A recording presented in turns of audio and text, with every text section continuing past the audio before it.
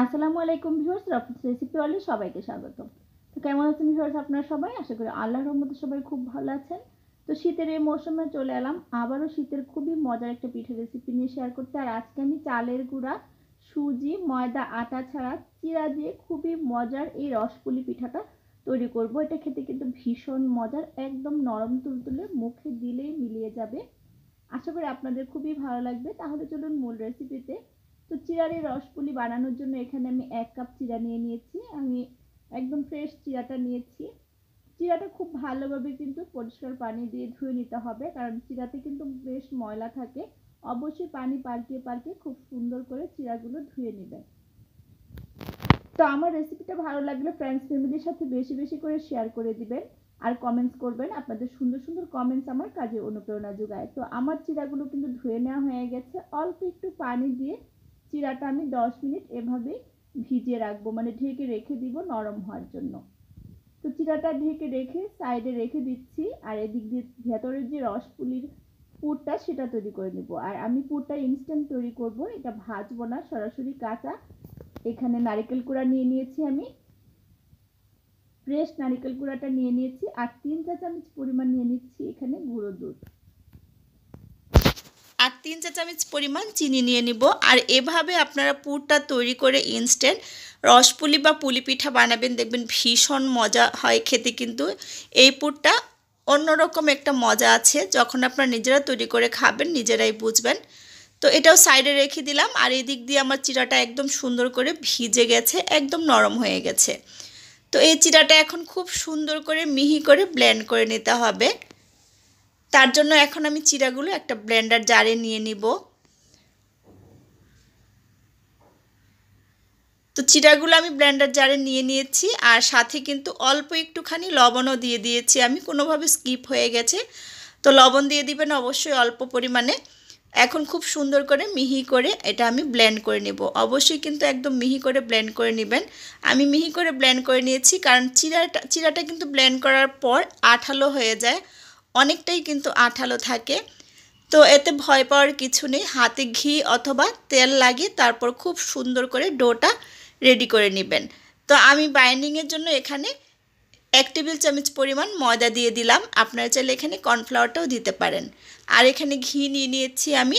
ঘিটা দিয়ে ময়দাটা দিয়ে চিড়ার ডোটা খুব সুন্দর করে মথে নিব, সফট একটা ডো রেডি করে দিব। মাখতে মাখতে দেখবেন এক পর্যায়ে সুন্দর একটা ডোতে পরিণত হবে। খুব সুন্দর করে কিন্তু ডোটা আমি মথে নিয়েছি, দেখেই বুঝতে পারছেন যে কতটা সফট হয়েছে। তো চিড়া দিয়ে যে এত মজার পিঠা বানানো যায় আমি নিজেও জানতাম না, আমি এই প্রথম বানিয়েছি। ভীষণ মজার হয় কিন্তু, আপনারা একবার হলেও ট্রাই করবেন। অল্প একটু এলাচ গুঁড়ো দিয়ে দিয়েছি সুন্দর একটা ফ্লেভারের জন্য পুরটার ভেতরে। আর সুন্দর করে কিন্তু এখন আমি পুরটা মাখিয়ে নিচ্ছি। তো হাত দিয়ে এই কাজটা করবেন, তাহলে খুব সুন্দর করে মাখিয়ে নিতে পারবেন। তো খুব সুন্দর করে কিন্তু আমার পুরটা রেডি করে নেওয়া হয়ে গেছে। এখন আমি পিঠাগুলো বানিয়ে নেব। তো এরপর যে হাতটা খুব পরিষ্কার করে সুন্দর করে ধুয়ে নিয়ে তারপর হাতে আমি ঘি লাগিয়ে নিয়েছি। অবশ্যই 2 হাতে একটু ঘি লাগিয়ে নেবেন। তারপর দেখুন আমি একটা ডো নিয়ে তারপর আমি বাটির মতো করে নিয়েছি, তারপর ভেতরে পুর দিয়ে দিয়েছি। অবশ্যই কিন্তু মুখটা খুব ভালোভাবে বন্ধ করে দিবেন। তো রসপুলিটা আমি আমার পছন্দ মতো ডিজাইন করে বানিয়ে নিচ্ছি। আপনারা আপনাদের পছন্দ মতো যে কোনো ডিজাইন করেই কিন্তু এগুলো বানিয়ে নিতে পারেন। তো সবগুলো রসপুলি পিঠা আমি একইভাবে বানিয়ে নিব। আর যারা ফেসবুক পেজ থেকে আমার ভিডিওটা দেখবেন, প্লিজ আমার পেজটা ফলো দিয়ে রাখবেন আর একটা লাইক দিয়ে দিবেন। ফ্রেন্ডস ফ্যামিলির সাথে বেশি বেশি করে শেয়ার করে দিবেন। তো এই শীতে আমি চেষ্টা করেছি আপনাদেরকে ভিন্ন আইটেমের অনেক ধরনের পিঠার রেসিপি শেয়ার করতে। আর আপনারা কীরকম পিঠার রেসিপি চান অবশ্যই কিন্তু আমাকে কমেন্টস করবেন। আমি অনেকগুলো পিঠার রেসিপি শেয়ার করেছি, আশা করি আপনাদের কিছুটা হলে উপকারে আসবে। তো অনেক সময় দেখা যায় ঘরে চালের গুঁড়া থাকে না, আটা ময়দা থাকে না, তখন কিন্তু পিঠা খেতে ইচ্ছা করলে এরকম চিড়া দিয়ে ঝটপট কিন্তু অল্প সময়ের মধ্যে আপনারা এই পিঠাগুলো বানিয়ে নিতে পারবেন। তো সবগুলো পিঠার ভেতরে পুর দিয়ে আমি পিঠাগুলো বানিয়ে নিয়েছি। আর মুখটা খুব ভালোভাবে কিন্তু এভাবে বন্ধ করে দিতে হবে, কারণ না হলে কিন্তু তেলে ভাজার সময় খুলে যেতে পারে, ভেতর থেকে পুরটা বেরিয়ে আসতে পারে। তো চুলাতে চলে এসেছি সরাসরি। প্রথমে আমি শিরাটা রেডি করে নেব।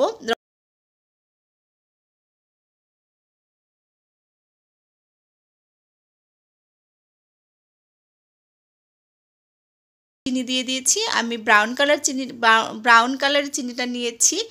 আর 1 কাপ দিয়ে দিয়েছি পানি, অল্প একটু এলাচ গুঁড়ো দিয়েছি। একটু নেড়ে চেড়ে নিয়েছি, বলক উঠে গেছে।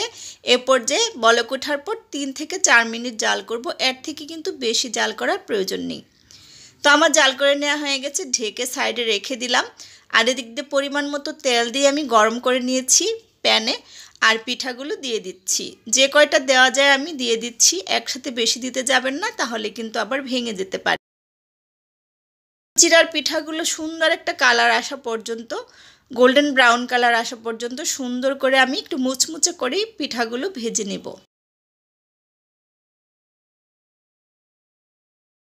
চুলার জালটা কিন্তু এই সময় মিডিয়াম হিটে রাখবেন। মিডিয়াম হিটে রেখে অনবরত নেড়ে চেড়ে দিয়ে আপনারা এগুলো সুন্দর করে ভেজে নেবেন, গোল্ডেন ব্রাউন কালার করে ভেজে নেবেন। 7 থেকে 8 মিনিট সময় লাগবে এই পিঠাগুলো ভাজতে, এর থেকে বেশি সময় লাগবে না। তো আমার পিঠাগুলো কিন্তু ভেজে নেওয়া হয়ে গেছে, ভেজে নেওয়া হয়ে গেছে। এগুলো আমি তেল ঝরিয়ে উঠিয়ে নিচ্ছি। বাকি পিঠাগুলোও কিন্তু আমি সেমভাবে ভেজে তারপরে উঠিয়ে নিয়েছি। দেখি বুঝতে পাচ্ছেন যে পিঠাগুলো কতটা সুন্দর হয়েছে। আমি একটু মুচমুচে করেই ভেজে নিয়েছি। আর এখন গরম গরম থাকা অবস্থায় গরম গরম শিরাতেই আমি পিঠাগুলো দিয়ে দিয়েছি। খুব সুন্দর করে নেড়ে চেড়ে নিচ্ছি।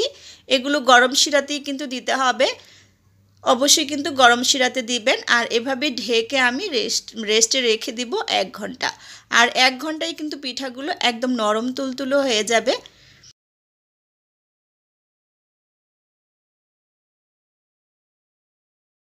তো ফিরে এলাম আমি 1 ঘন্টা পর। আর এখন আমি পরিবেশন করে নিচ্ছি। আর 1 ঘন্টা পরে পিঠাগুলো দেখেই বুঝতে পারছেন যে কতটা সুন্দর লাগছে।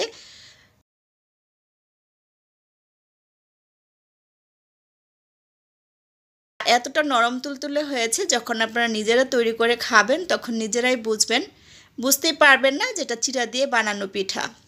তো পরিবারের সবাই কিন্তু খেতে পছন্দ করবে। আপনারা চাইলে অতিথি আপ্যায়নেও এই শীতে এই পিঠাগুলো ট্রাই করতে পারেন। তো একবার হলো এই পিঠার রেসিপিটা ট্রাই করবেন আর আমাকে অবশ্যই জানাবেন কেমন হয়েছে আপনাদের পিঠাগুলো। তো একটা পিঠা আমি আপনাদেরকে ভেঙেও দেখাচ্ছি যে কতটা রসালো হয়েছে আর নরম হয়েছে পিঠাগুলো। আশা করি আমার রেসিপিটা আপনাদের ভালো লেগেছে। ভালো লাগলে আমার চ্যানেলটা সাবস্ক্রাইব করে পাশে থাকা বেল আইকনটা ক্লিক করে দিবেন। অলরেডি যারা এই কাজটা করেছেন তাদেরকে অসংখ্য ধন্যবাদ। আজকের মতো বিদায় নিচ্ছি, আবারও দেখা হবে নতুন কোনো রেসিপি নিয়ে। আল্লাহ হাফেজ।